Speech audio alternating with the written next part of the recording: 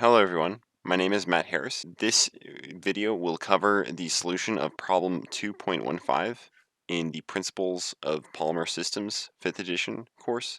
My specific class is the fall 2020 term with Professor Gerard Kaneba. So jumping right into the problem, a cross-linked polymer is swollen in 3 solvents. What is the predicted swollen volume in solvent C? Assume the lattice parameter is 0.3 for all 3 solvents. All data is taken at 27 degrees Celsius. So as we see, this table, it's giving all of the information for the first 2 solvents, and then it's missing the swollen volume for the third solvent, solvent C.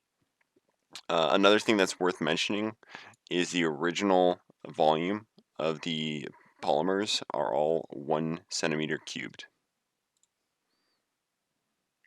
So we can break this problem down into a few steps. So our goal is going to be finding the volume, the swollen volume of C. And in order to calculate that, we're going to use the Vs is equal to Vu over V2. That is, the swollen volume is equal to the unswollen volume over the volume fraction. In order to find the volume fraction, we're going to be using equation 2.18, or we can use a nomograph chart.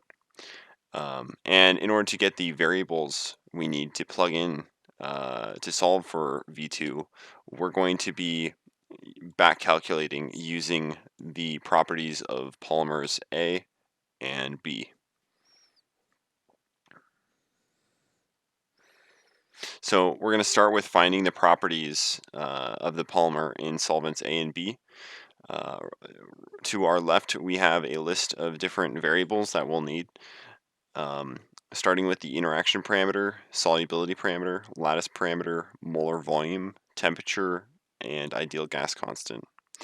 Some of the knowns that we got from the table above included the solubility parameter of A and B solvents, the lattice parameter, 0.3, along with the molar volumes of A and B, along with the temperature and the ideal gas constant. So we're going to be solving for the interaction parameters along with the solubility parameter. So these interaction parameters, A and B, are actually the same value because their molar volumes are equal. Plugging it into equation 2.13, this is 2.13, but since they're equal, we can just set both of these two equations equal to one another. We can completely ignore this front half, and plugging in the numbers, we see we have one big equation and one unknown. So solving for the solubility parameter, we have 2 potential solutions, but one of these is not a real solution, and we end up with 7.9 as our solubility parameter. Next, we're going to enter that solubility parameter back into the interaction parameter equation. XA is equal to XB, and that's going to result in a solubility parameter, or interaction parameter rather, of 0.435. So this 0.435 value, that's one of the 2 variables that we're going to plug into the nomograph chart. The other one we need is going to be the polymer volume fraction, which is shown right down here. So in order to calculate this, we're just going to be doing the unswollen volume over the swollen volume. Once again, we know that it starts at 1 centimeter cubed. And from that table, we found that both A and B end at 4 centimeters cubed. So that's going to be 0.25. In order to read the nomograph chart, we're going to need to use those 2 values. Going down here, we have the interaction parameter. We're going to plot that point. We have the volume fraction. We're going to plot that point. And drawing a line through both of those, we're going to find this green point, which is the NV value. Another thing that's worth mentioning is this line that we traced this red dot on is A is equal to 2. The NV value, it shows a little A right here. We're going to want to use that 2 as the exponent, which means our solution is 2.1 times 10 to the negative second. Okay, so that covers all of the information we're going to get out of those first two solvents. Next, we're going to find the interaction parameter for the third solvent, so solvent C. And all we're doing is we're taking that 7.9 we found earlier, and we're taking the 8.2 we got from the table. And our interaction parameter is going to be 0.3375 for solvent C.